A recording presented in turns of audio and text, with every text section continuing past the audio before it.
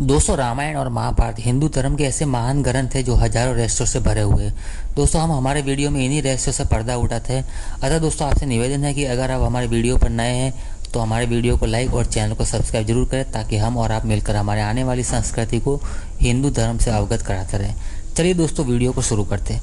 दोस्तों, पुष्पक विमान के बारे में आप सबने सुना होगा, लेकिन दोस्तों आज हम जो आपको पुष्पक विमान की विशेषता बताने जा रहे हैं, उसे सुनकर आपके कान जरूर खड़े हो जाएंगे और आप चौंक जाएंगे कि उस जमाने में भी इतना अत्याधुनिक विमान हुआ करता था। दोस्तों, कुछ कथाओं के अनुसार पुष्पक विमान के निर्माता विश्वकर्मा थे और कुछ कथाओं में ऐसा जिक्र मिलता है कि पुष्पक विमान के निर्माता ब्रह्मा जी थे।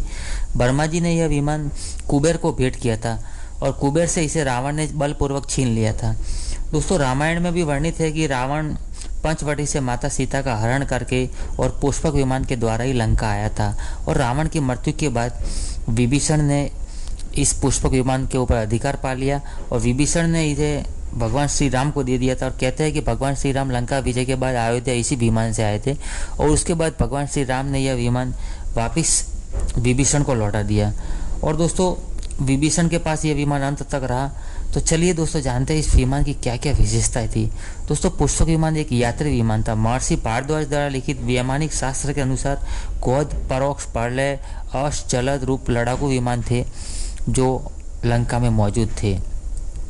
दोस्तों, वाल्मीकि रामायण के अनुसार पुष्पक विमान मोर जैसी आकृति का था और आकाशचारी विमान था जो कि अग्नि और वायु की समन्वय ऊर्जा से चलता था। अर्थात दोस्तों, एक तरह से यह सोलर और आग से चलने वाला विमान था। दोस्तों, पुष्पक विमान की गति बहुत ही तीव्र थी। कहते हैं कि यह 400 मील प्रति घंटा की रफ्तार से उड़ता था, जो चालक की इच्छा के अनुसार यह कंट्रोल होता था और चालक की इच्छा के अनुसार ही यह अपनी दिशा में गतिशील किया जा सकता था। अर्थात यह मन की गति से उड़ता भी था और मन की गति से अपनी दिशा को भी परिवर्तित करता था। दोस्तों, इस विमान को अपनी इच्छा के अनुसार छोटा और बड़ा भी किया जा सकता था। अतः ये एक फोल्डिंग विमान था। यह विमान सभी ऋतुओं में आरामदायक था, यानी कि एयर कंडीशनर विमान भी था। दोस्तों, इसमें सोने और नीलम से जड़े खंभे और कुर्सियाँ आदि लगी हुई थी और सीढ़ियाँ भी इसमें बनी हुई थी। अर्थात दोस्तों, ये एक काफ़ी रत्नों से जड़ित और सुसज्जित विमान था। यह दिन और रात दोनों के समय गतिमान रहने में समर्थ था। जो आधुनिक टेक्नोलॉजी के अनुसार बताया जाए तो यह हमारे फाइटर जेट वगैरह जो चलते हैं, जो रात और दिन में दोनों टाइम उड़ सकते हैं और चल सकते हैं। तकनीकी दृष्टि से देखा जाए तो यह आधुनिक फाइटर जेट से भी काफ़ी उन्नत तकनीकी था।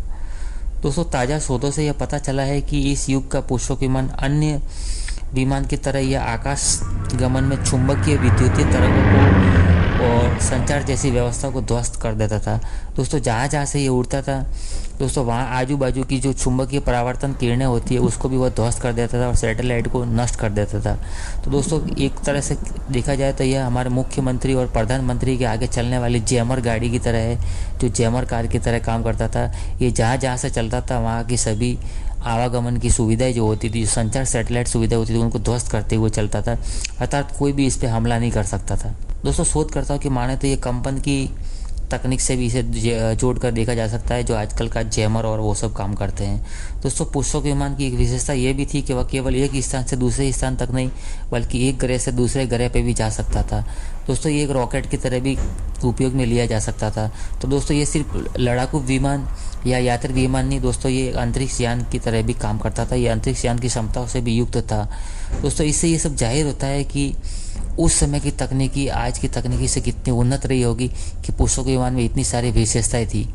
दोस्तों, कहते हैं कि यह आधुनिक यातायात के साधनों की तरह स्टील भी था, यानी इसको अदृश्य भी किया जा सकता था।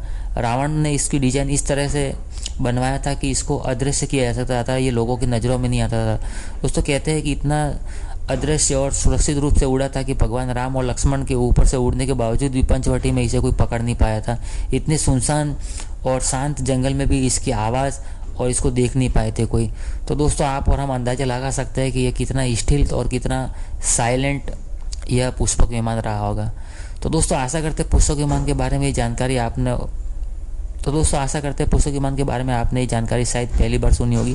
दोस्तों, अगर वीडियो अच्छा लगता है तो वीडियो को लाइक और चैनल को सब्सक्राइब जरूर करें। मिलते हैं एक और नए वीडियो में, तब तक अपना ख्याल रखना। जय श्री राम।